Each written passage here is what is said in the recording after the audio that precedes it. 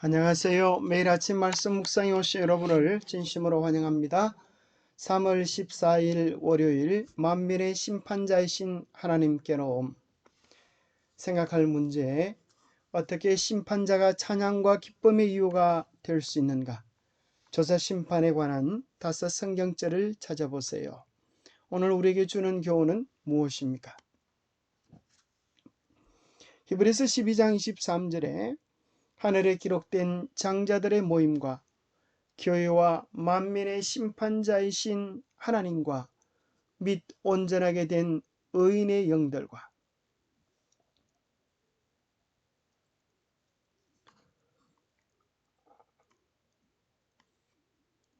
이 말씀에 보면 심판자이신 하나님을 소개해 주고 있습니다. 다니엘서 7장 9절에도 내가 보니 왕자가 놓이고 옛적부터 항상 계시니가 좌정하였는데 그의 옷은 희기가 눈 같고 그의 머리털은 깨끗한 양의 털 같고 그의 보좌는 불꽃이요 그의 바퀴는 타오르는 불이며 불이 강처럼 흘러 그의 앞에서 나오며 그를 섬기는 자는 천천히요 그 앞에 모셔 선 자는 만만이며 심판을 베푸는데 책들이 펴 놓였더라. 다니엘서 7장에도 심판에 대한 이야기를 하고 계십니다. 그런데 그 심판의 환경을 묘사하면서 책들을 펴놓고 모든 존재들이 확인할 수 있는, 심의할 수 있는 근거가 되는 책들이 있음을 이야기해 주고 있습니다. 히브리서 12장 22절에서 24절은 미래의 심판의 모습을 묘사하고 있습니다. 심판자이신 하나님께서 책들을 근거로 그 심판을 주재하실 것입니다. 그 심판의 결과는 하나님의 백성들이 나라를 받는 것입니다. 이 장면은 다니엘서 7장에 묘사된 재림전 심판을 떠오르게 합니다.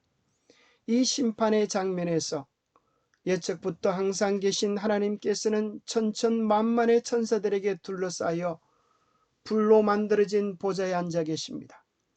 책들은 펴놓여 있고 심판을 통해 지극히 높은 이의 성도들의 원한을 풀어주시며 성도들은 나라를 얻게 됩니다. 영원한 생명과 사망의 운명이 결정되어지는 심판은 몰래 이루어지는 것이 아니라 모든 존재들이 확인할 수 있는 공정성 있게 그렇게 심판되어져야 합니다. 그래서 아무도 그 심판의 결과에 대하여 이의를 제기하지 못하도록 하나님의 일들은 참으로 투명하게 진행되어지는 것을 발견하게 됩니다. 예수님께서는 이 장면의 중심에 계십니다. 심판, 그러면 흔히 우리가 두렵고 떨리는 그런 것으로만 생각하는데 이 심판은 하나님께서 공정하게 당신의 백성들을 옹호하시는 심판입니다. 왜냐하면 이 심판의 중심에 우리의 대속자 되시는 예수께서 계시기 때문입니다. 예수님은 히브리서 2장에서 우리를 위해 죽음을 맛보신 후에 영광과 존귀로 관을 쓰신 인자이셨습니다. 히브리서 2장 10절에 따르면 인자께서는 많은 아들들을 이끌어 영광에 들어가게 하시기 위하여 고난을 당하셨습니다. 다시 말한다면 모든 믿는 자들로 하여금 영광과 존귀로 관을 쓰게 하시기 위하여 고난을 당하셨다는 것입니다. 아들께서는 새 언약의 은혜를 통해 믿는 자들을 시온산 곧 하늘 예루살렘에 데리고 들어오셨습니다. 그들은 그곳에서 나라를 받으리라는 약속을 받습니다. 이 심판은 믿는 자에게 좋은 소식, 굿뉴스입니다. 왜냐하면 이 심판은 그들을 정죄하기 위하여 있는 것이 아니라 그들의 원한을 풀어주기 위한 심판, 그들이 합당하게 천국에 들어갈 수 있는 자격증을 인정받는 심판이기 때문입니다. 하나님은 왜 이 심판을 뭘 하시지 않고 공개적으로 그렇게 하실까요? 왜 심판이라고 하는 객관적인 제도를 사용하실까요? 몇 가지 정리해 보았습니다. 그것은 하나님의 정부가 온 우주가 볼 수 있는 투명성을 나타내심을 말해주는 것입니다. 하나님의 정부는, 하나님은 개인의 운명과 사건에 대하여 몰래 속닥하게 처리하시지 않으시고 투명하게 밝히 드러나도록 그렇게 하신다는 사실입니다. 또 하나님은 공정한 심판을 통하여 공정성을 말해줍니다. 그래서 단 한 명의 의인의 잃어버림도 없이 단 한 명의 악인도 몰래 구원받을 수 없는 공정성을 말해주는 것입니다. 하나님의 심판은 감사하고 놀라운 근거가 되어지는데, 그 이유는 우리를 멸망시키기 위한 심판이 아니라 주의 보혈을, 십자가의 공로를 의지하는 자들은 십자가의 보혈의 근거로, 주님의 공로의 근거로 구원 얻게 되어지는 하나님의 자비를 드러내주는 심판이라고 하는 사실입니다. 얼마나 감사한 일입니까? 뿐만 아니라 하나님의 심판은 심판의 기준인 하나님의 품성, 곧 십계명의 영원성, 하나님의 통치의 견고성과 공의를 드러내줍니다. 하나님의 심판은, 그래서 누구든지 하나님의 심판을 온전히 이해할 때, 심지어 사단도 악인마저도 하나님은 참으로 공의로우시다라고 인정할 수밖에 없는, 그래서 온 우주가 함께 노래 부를 만한 찬양성을 하나님의 심판은 드러내주고 있는 것입니다. 그래서 하나님의 심판은 투명성, 공정성, 자비, 공의, 찬양성을 드러내주고 있다고 말할 수 있는 것입니다. 그러하기에 심판은 두렵고 떨리는 엄숙함을 가질 뿐 아니라 온 우주로 하여금 하나님의 자비와 공의에 대하여, 하나님의 섭리하심에 대하여 찬양할 수 있는, 하나님의 성품의 아름다움을 밝히 드러내는 가장 아름다운 하나님의 역사하심 가운데 한 가지인 것입니다. 조사 심판에 관한 내용은 성경에 없는 것일까요? 아닙니다. 여기 5구절을 든다고 하면, 첫 번째, 다니엘서 8장 14절에 2300주야까지니 그때의 성소가 정결하게 되리라 하시는 성소 정결에 대한 내용을 이해할 수 있습니다. 성소가 정결하게 되어지는 대속죄일처럼 하나님께서 당신의 백성들에 대한 죄의 기록을 도말시켜 주시는 놀라운 은혜의 복음이 조사 심판의 복음입니다.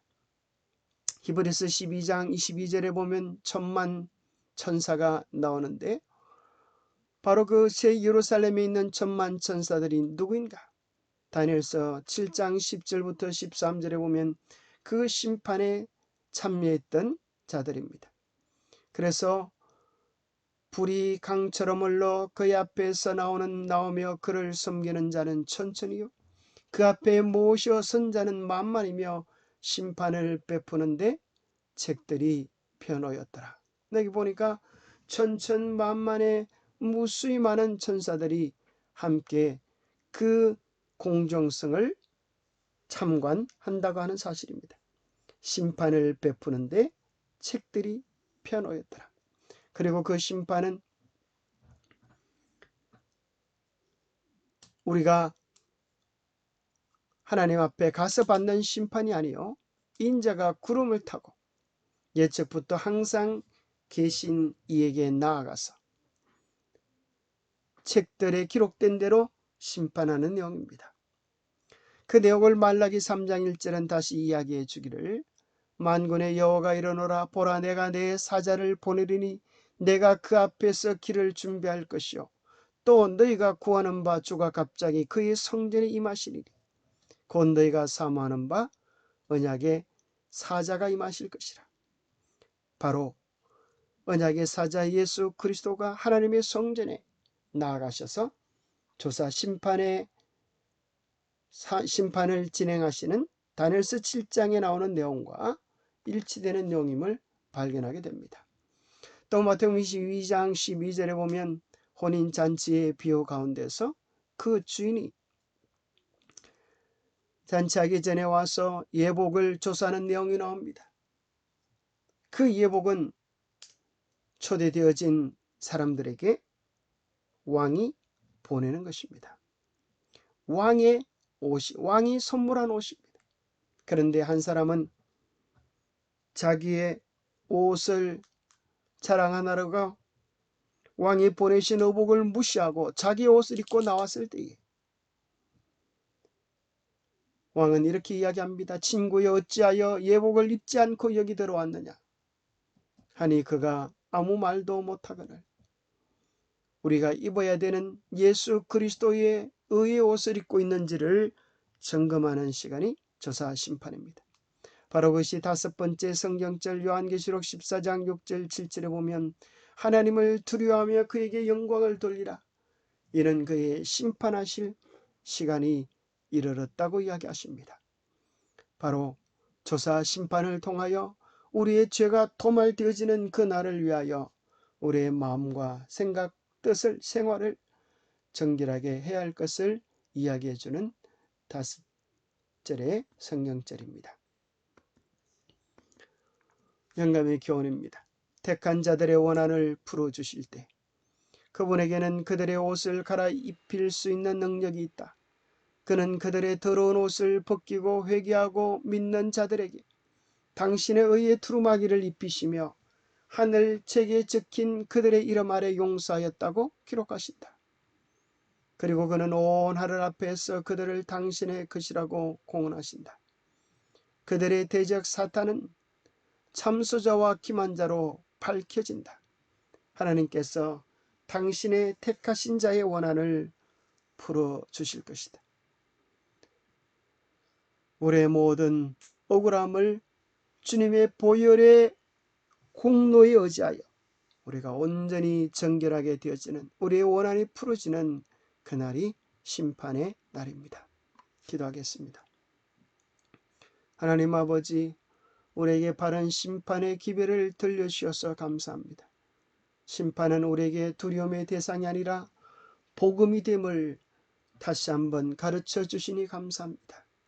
우리로 하여금 예수 그리스도의 은혜를 의지하게 하여 주시고 예수님과의 날마다의 깊은 교제를 통하여 복음을 누리는 우리의 삶이 되게 하여 주시옵소서. 이 기별이 정말로 우리의 복음이 되고 우리의 자랑이 되도록 하기 위하여 온전히 주님께 속한 구별된 성도로 살아가도록 날마다 인도해 주시옵기를 우리 주 예수 그리스도로 머지하여 간절히 간구하옵나이다. 그래서 우리는 우리 행위가 얼마나 의로운가를 자랑하는 심판이 아님을 기억해야 합니다. 예수 그리스도께서 우리 안에서 무슨 일을 이루셨는지 예수님을 자랑하는 복음을 자랑하는 우리의 삶이 되시기를 축복합니다. 감사합니다.